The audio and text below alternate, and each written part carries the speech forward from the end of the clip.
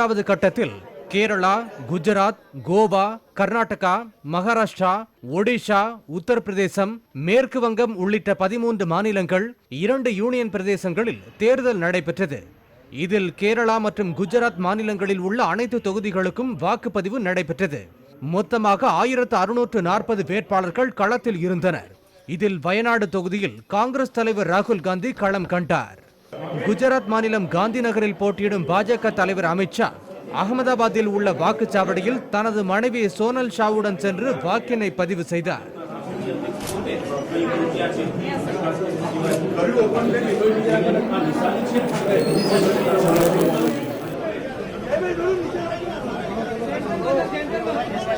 பாஜக மூத்த தலைவர் அத்வானி, நிதியமைச்சர் அருண் ஜேட்லி, பிரதமர் மோடியின் தாயார் ஹீராபென் மோடி ஆகியோரும் அகமதாபாத்தில் வாக்களித்தனர்.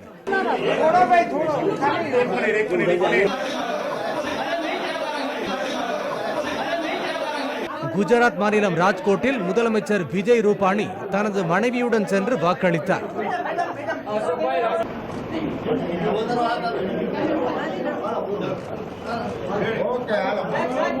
இதேபோல் கேரள முதலமைச்சர் பினராயி விஜயன் கண்ணூர் மாவட்டத்தில் உள்ள தனது சொந்த ஊரில் வாக்காளர்களுடன் வரிசையில் நின்று வாக்கினை பதிவு செய்தார்.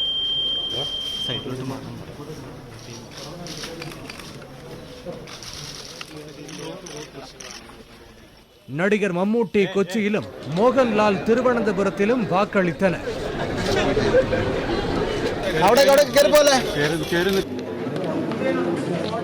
தலையில் காயம்பட்ட காங்கிரஸ் மூத்த தலைவர் சசி தரூர் திருவனந்தபுரத்தில் வாக்களித்தார்.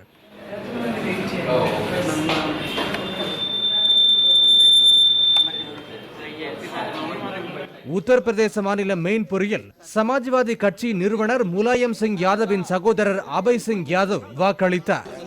முன்னாள் பிரதமர் மன்மோகன் சிங் அசாம் மாநிலம் திஸ்பூரில் உள்ள வாக்குச்சாவடி ஒன்றில் தனது வாக்கினை பதிவு செய்தார்.